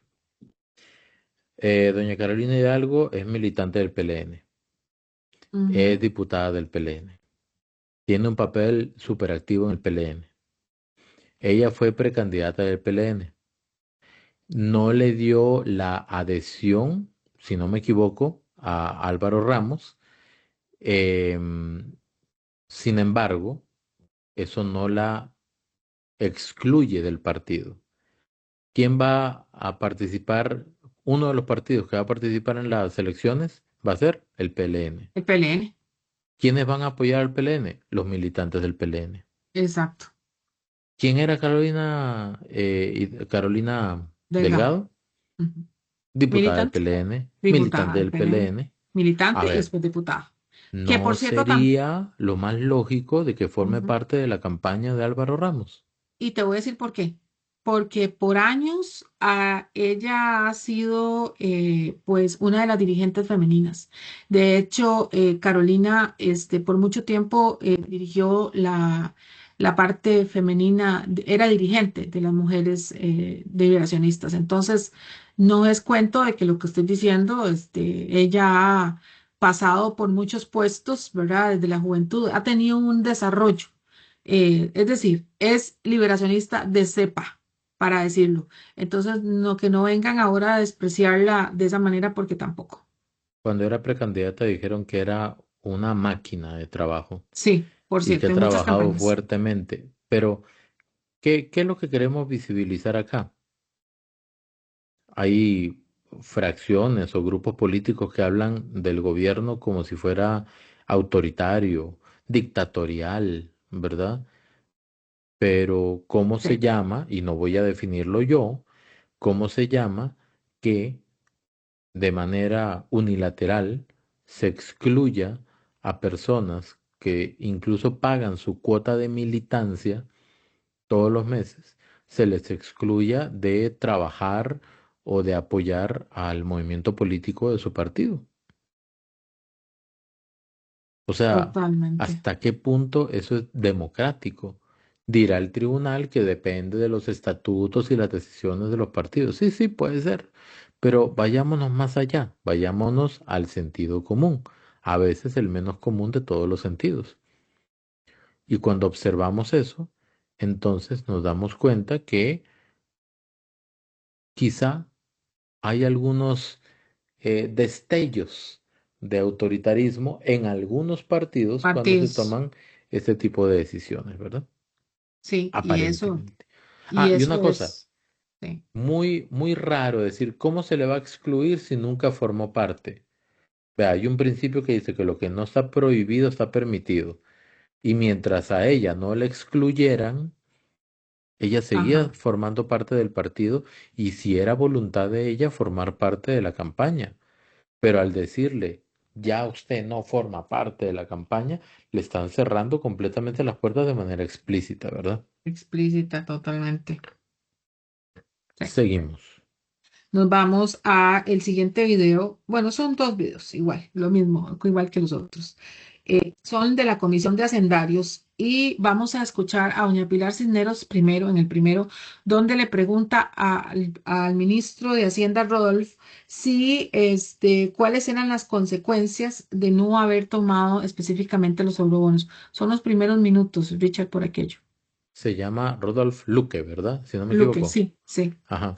Sí, recordemos el tema de los eurobonos, A mí me gusta como anticipar como para que caigamos en el tema. Los eurobonos son posibilidades de créditos a largo plazo con menos cuota, una cuota menor y un interés mayor que se Exacto. consiguen fuera del país. Esos son los eurobonos. En resumidas y en sencillas cuentas, ¿verdad? Esos son Sí. los eurobonos. Ya los diputados votaron en contra de eso. No hay vuelta atrás. Y eso nos obliga a conseguir la plata dentro del país a plazos más cortos, a cuotas más altas e intereses más altos. Más altos. Entonces, en ese entendido, habla doña Pilar con don Rudolf o Rodolf Luque, ¿verdad? Rodolfo Luque. Ministro de Hacienda. A ver, ¿se puede explicar una situación así?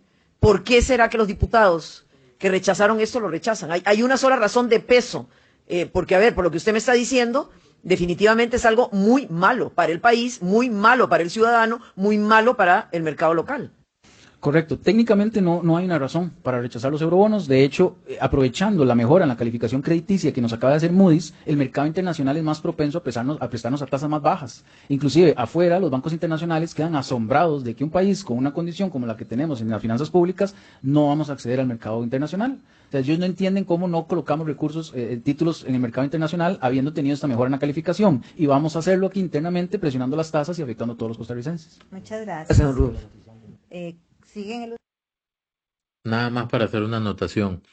Tiene mucha razón el ministro de Hacienda. Si internacionalmente ven que la economía costarricense está muy bien, lo más lógico es que Mira opte que, por esos créditos internacionales porque es más fácil conseguirlos con ese nivel de confianza que tiene el país. ¿no? Pero, Hasta ahí lo vemos.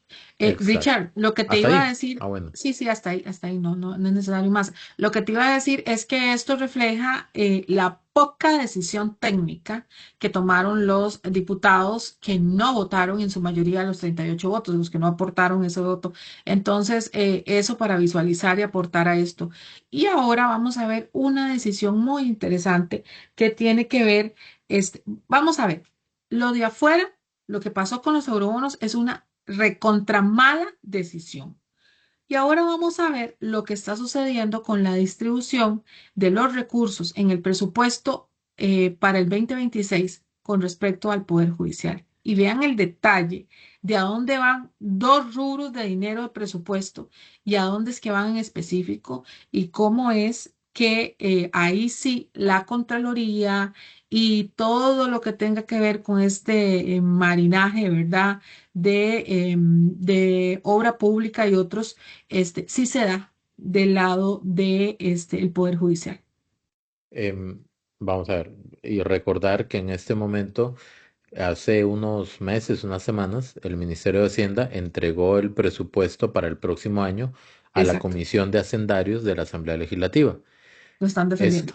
es como una primera versión, digamos.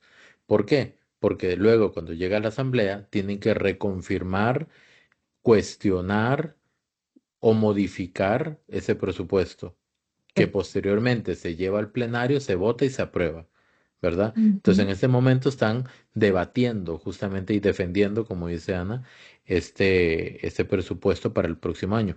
Yo lo que le quiero preguntar una cosita, Ana, rápidamente, es ¿cuál es el criterio de los diputados que votaron en contra de los eurobonos? Político, nada más. ¿Pero qué Porque justificación dieron?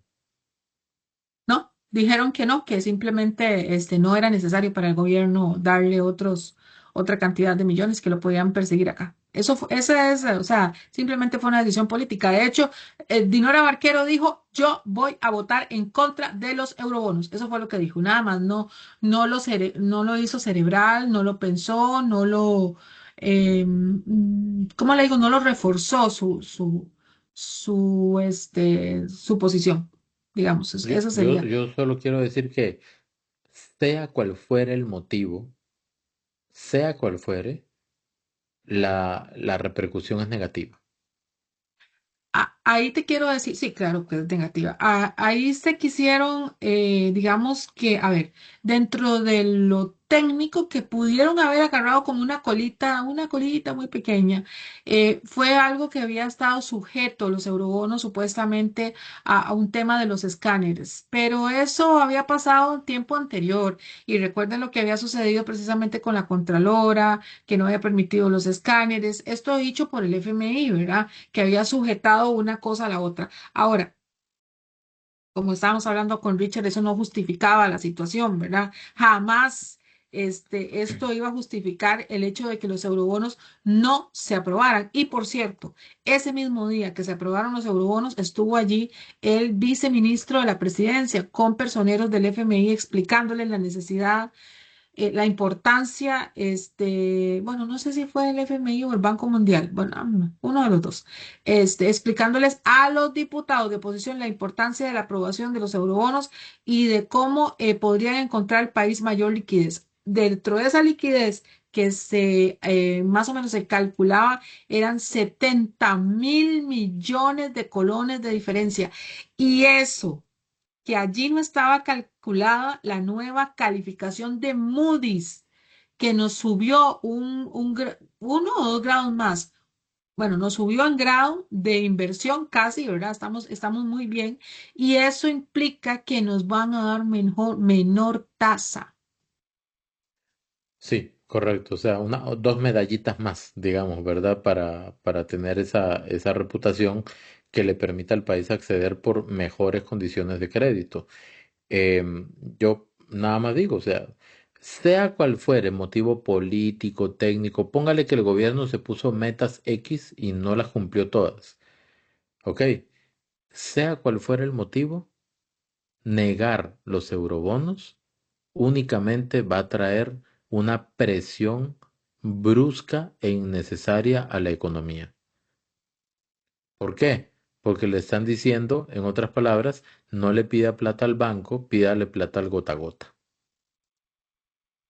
Lamentablemente es así. Y no quiero que suene que los bancos locales son como gota a gota. Me refiero únicamente en términos de plazos, de intereses y de cuota, ¿verdad? Entonces vamos a ver ahora sí qué dice doña Pilar sobre la utilización del presupuesto asignado al Poder Judicial para el próximo año. Puesto le pasan al Poder Judicial 5.761 millones. Pero es el Poder Judicial el que decide cómo lo va a distribuir. Y adivine qué, vea. 243 millones para remuneraciones, pago de horas extras, para sustituir a algunos funcionarios que van a seminarios, etcétera. Materiales y suministros de trabajo, 417 millones, eso está muy bien, para comprar productos químicos que permitan identificar rápidamente sustancias ilícitas durante los operativos, maravilloso. 683 millones para seguro de salud, jubilaciones y pensiones del Poder Judicial. Y adivine qué, el 76% de ese presupuesto extra se va ¿a dónde? Al fideicomiso inmobiliario del Poder Judicial. Ellos podrían decidir si con esto compran carros, si con esto compran mejores equipos, más armas, etcétera. Ah, no, para el fideicomiso. Y además le cae otra plata extra que viene del INS, que son 769 millones, y adivine qué, todo para el fideicomiso del Poder Judicial. Entonces yo me pregunto, ¿será que el Poder Judicial y el OIJ están realmente preocupados por la seguridad del país?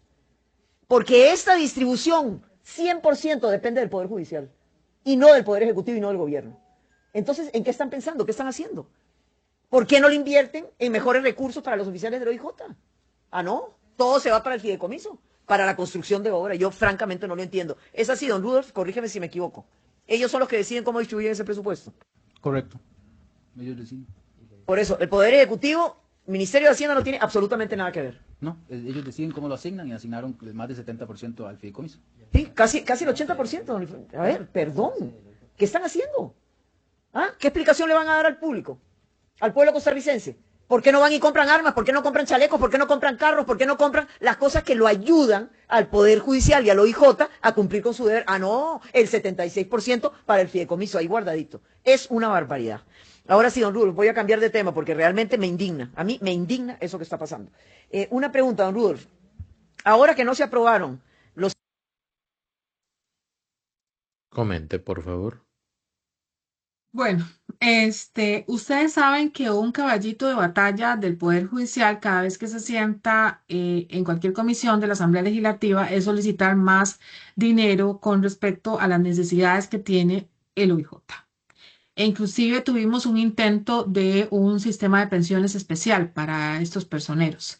De esto que está diciendo doña Pilar, yo desprendo que esto es un tema totalmente político, ¿verdad? Que han utilizado. ¿Por qué? Porque resulta que el Poder Judicial tiene otros dineros, otros rubros, presupuestos, etcétera, que podrían utilizarlos para esas necesidades tan importantes que ellos han dicho en diferentes ocasiones. Por ejemplo, el fiscal general. Ahí ha estado Randall Zúñiga también exponiendo esta situación. Entonces, yo digo, ¿hasta dónde son de verdad necesidades tan grandes? La presidenta de la Comisión de Hacendarios justificó, Paulina Ramírez, el hecho de la gran necesidad que tiene el Poder Judicial de pues, construir obra pública. Qué raro, yo pensé que también el gobierno con Ciudad Gobierno, y ahí no dijeron nada cuando la Contralora pues lo evitó a capa y espada. Le dijo, y es más, inclusive le dijo doña Pilar, yo le animo que usted utilice esta modalidad que ellos sí utilizan, que sí es legal, que ellos sí aprueban, o será porque sí es el Poder Judicial, pregunto yo, nada más. Dicho esto, esos rubros, esos presupuestos podrían ser utilizados aún en un mayor porcentaje hacia las necesidades que tienen estos dos departamentos, llámese el Ministerio Público y el OIJ, tienen muchas necesidades. Bueno, dedíquenle más dinero, está bien. Tomen un dinero para el fideicomiso inmobiliario, pero también un poco más para las necesidades de estos dos departamentos. Lo que quieren es poner ese dinero en el fideicomiso inmobiliario para dejar de estar teniendo tantos gastos en el tema de alquileres u otros. Prioridades. ¿Cuáles son las prioridades? ¿verdad? Sí. Si se hubiera aprobado Ciudad Gobierno, y Ciudad Gobierno no es que era ilegal, fue una interpretación de la Contraloría lo que impidió su avance, ¿ok? Exacto, Y lamentablemente la misma Contralora dijo, bueno, si no están de acuerdo, vayan a un contencioso, o sea, métame un juicio exacto. de años. Ajá. De De, años, de años, de años, de de años, muchos de años, de años. años.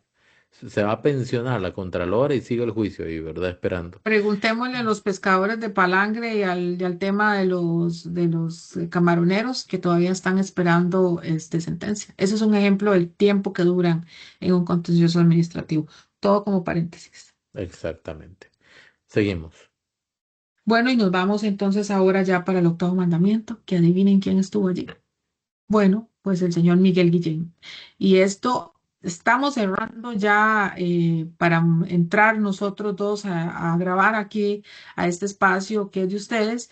Cuando empezamos a ver estas declaraciones y yo estaba hojeando las redes sociales, y vieran cómo ha soltado una serie de comentarios de parte de los costarricenses, las declaraciones que dio el señor Miguel Guillén. ¿Cómo fue tanto? Entonces vamos a poner son dos, ¿verdad? Los videos, Richard. Sí. Ok, vamos a ponerlos para que. Prepárense, pongan palomitas, por favor. Bueno, si lo van a ver en la mañana, agarren su plato con pinto.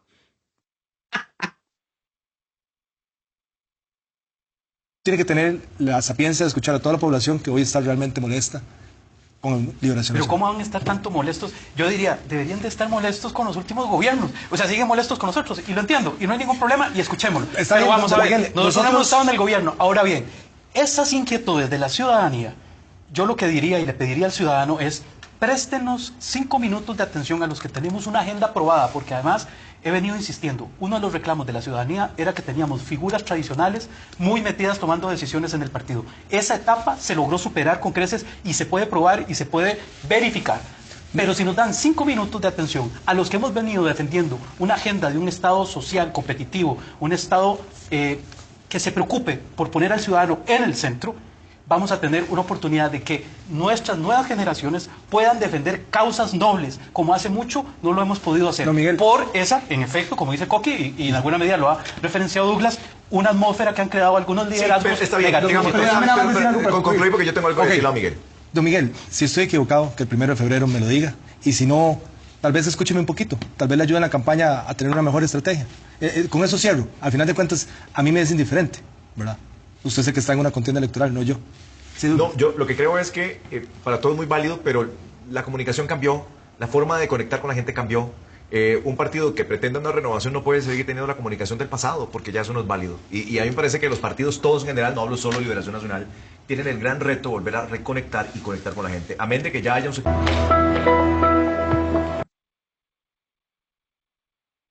Comentario rapidito mío. Yo al final. Sí. Después de lo- Se cuestiona a Miguel Guillén, secretario general del Partido de Liberación Nacional, por qué la gente está molesta si ellos no han gobernado últimamente.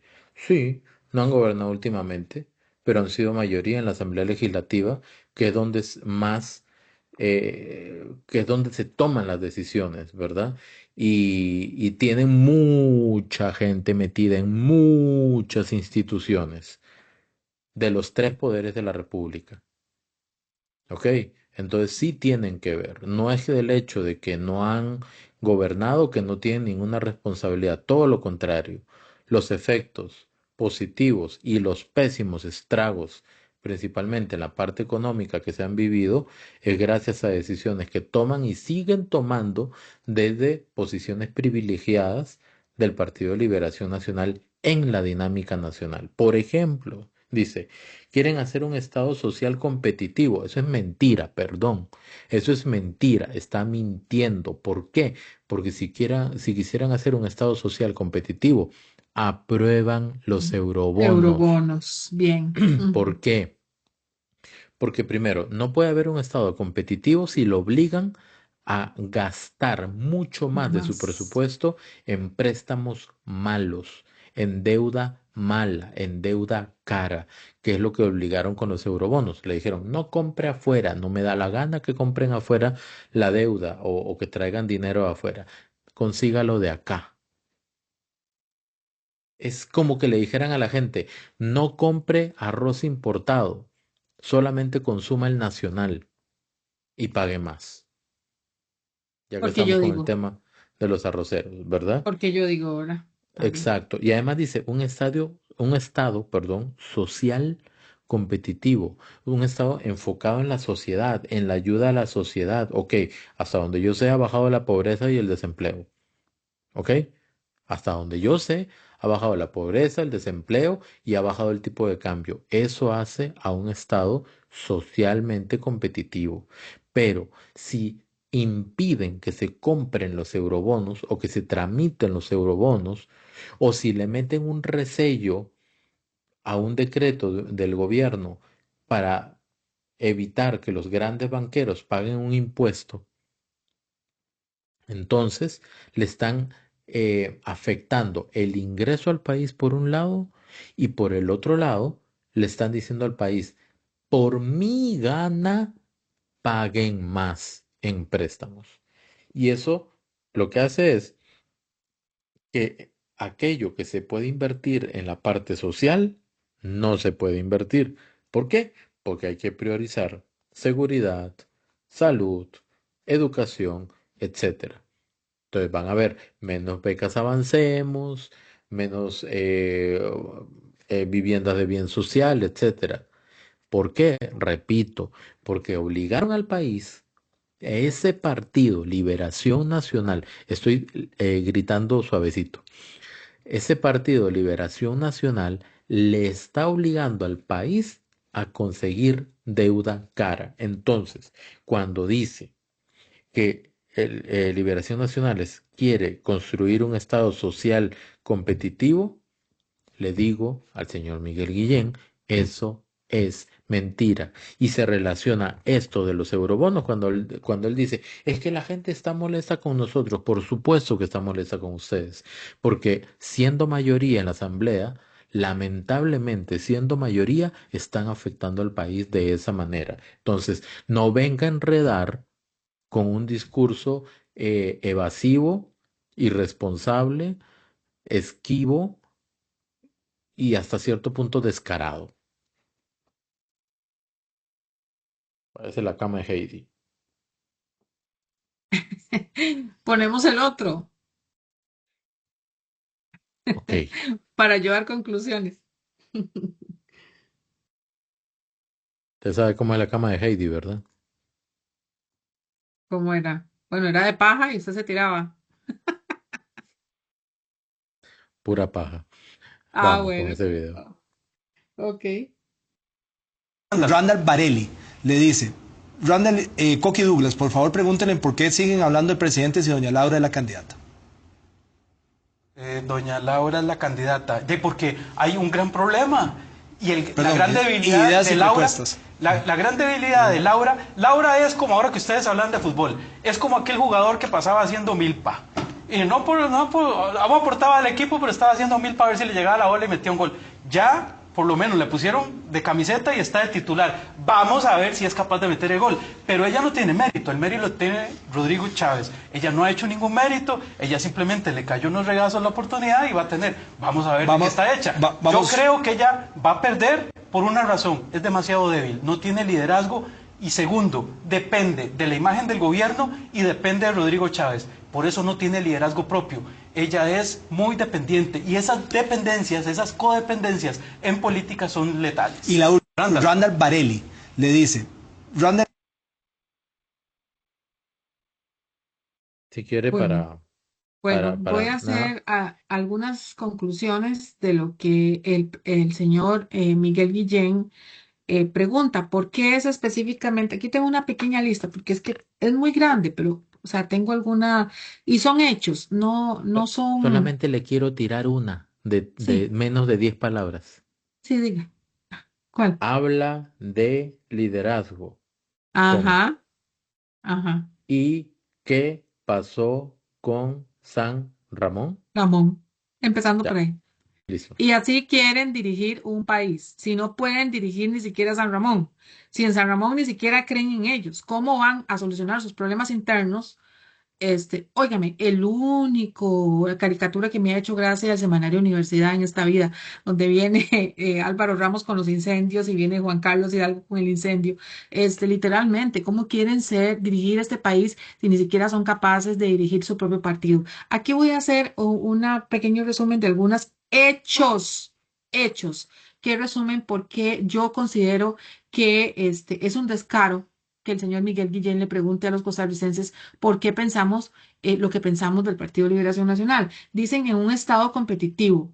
Les nombro, por ejemplo, el alcalde de Naranjo, que no le dio agua a gente con necesidad en un proyecto que ya estaba establecido. Le negaron un derecho fundamental y fue un alcalde de Liberación Nacional. Ese es un hecho. ¿Qué pasó también con las diputaciones de Naranjo? ¿Ah? Dígame, la señora Montserrat Ruiz no hizo nada con respecto a la población de Naranjo y ese es un hecho. ¿Qué pasó con Ciudad Gobierno? Le pusieron atrás y no se logró hacer por criterios de una señora contralora que fue elegida en sus ámbitos por parte de este partido. ¿Y qué pasó también con la Marina de Limón, que también fueron interpretaciones de ella? ¿O qué pasó también con los escáneres, que tampoco se dieron? ¿Y eso es un estado competitivo? No, no es un estado competitivo.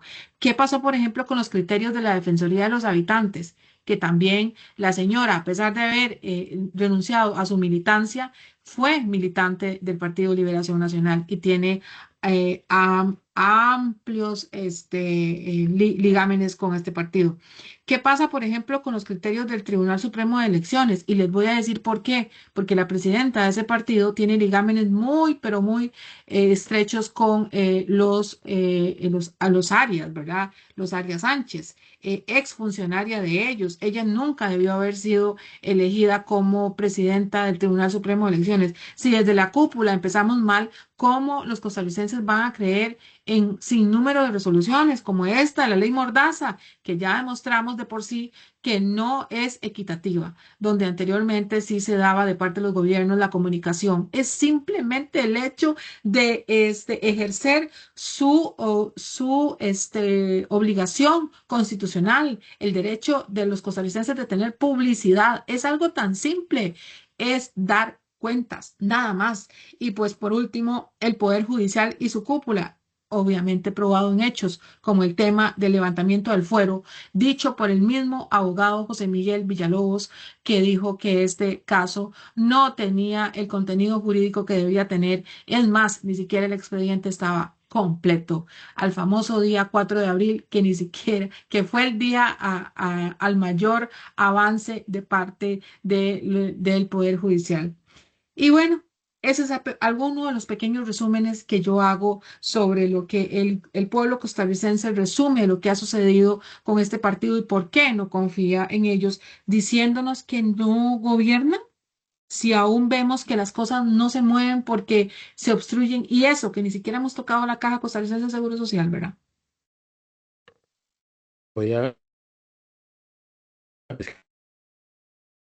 la falta de autocrítica es el camino directo a la arrogancia Y el y fracaso. la Yo le diré el fracaso. soberbia.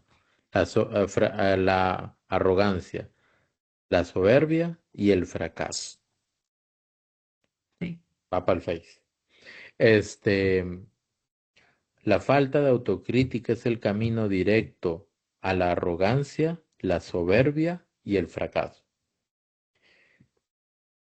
Eso es lo que yo en eso resumo, ¿verdad? Lo que fue la intervención del señor Miguel Guillén en el octavo mandamiento. ¿Sabes qué pasa?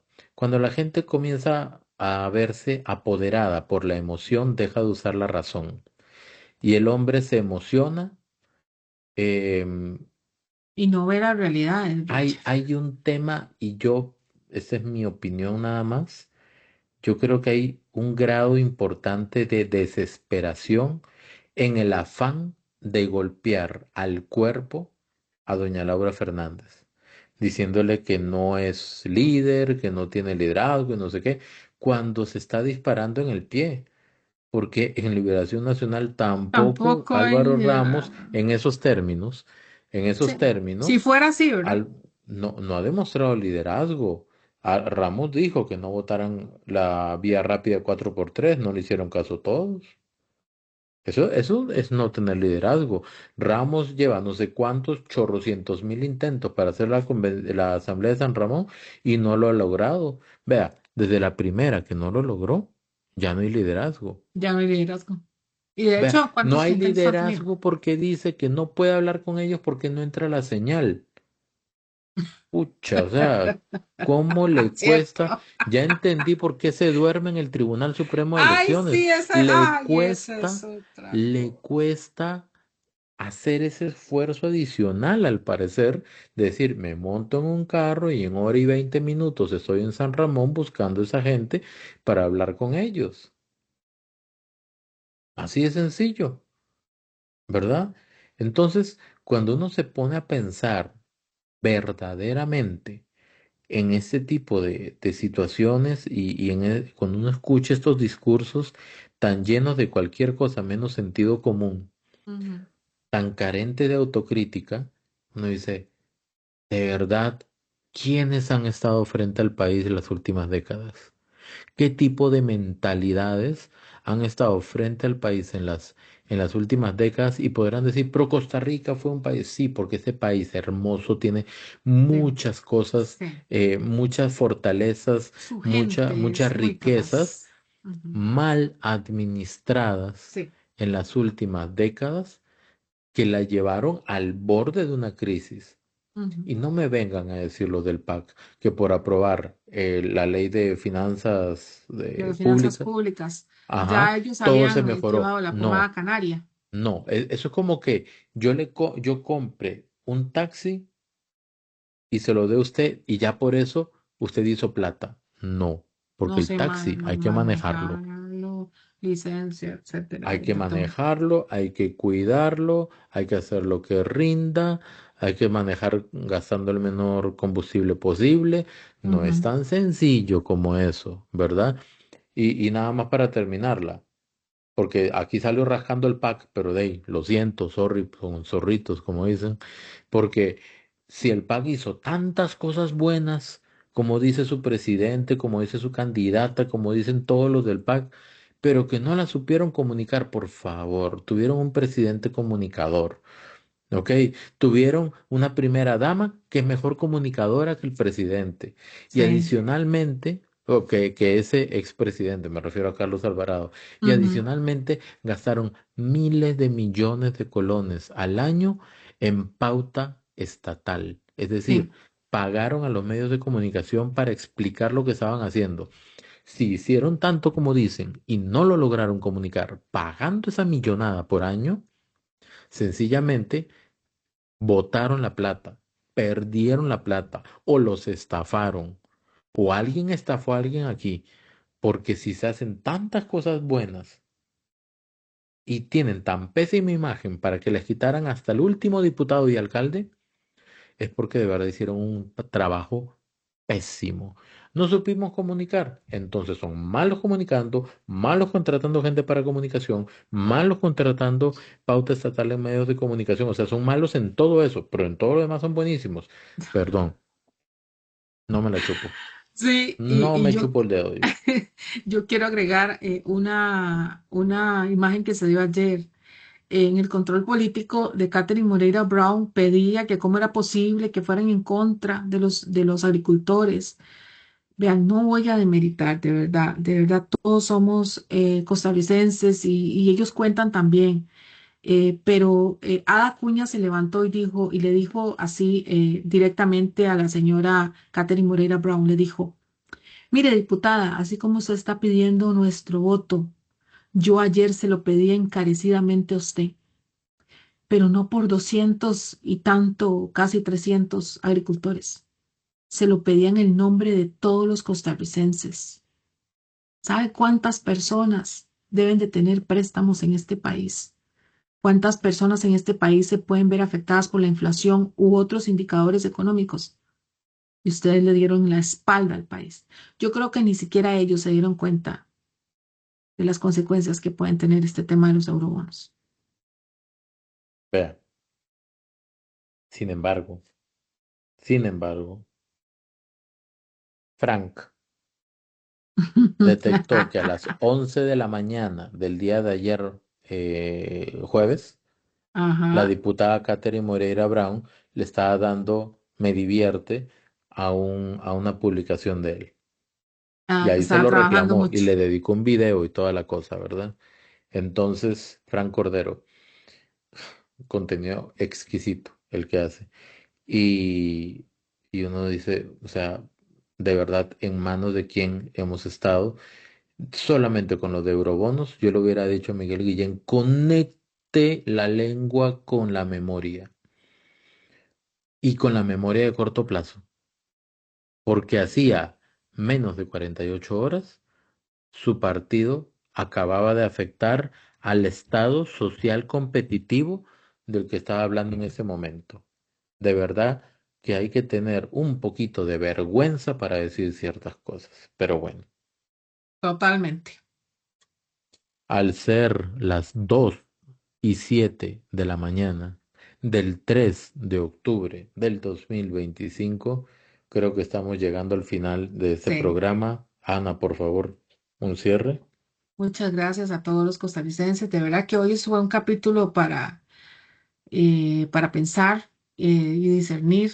Lo vamos a promocionar para que ojalá mucha gente lo vea, porque de verdad que este es un tema trascendental. Así que ahí se los dejamos este regalo para todos ustedes. Disfrútenlo, véanlo con calma. De verdad piensen estas cosas que hemos expuesto Richard y yo, porque de verdad que tienen demasiada importancia. A partir de aquí podemos tomar decisiones.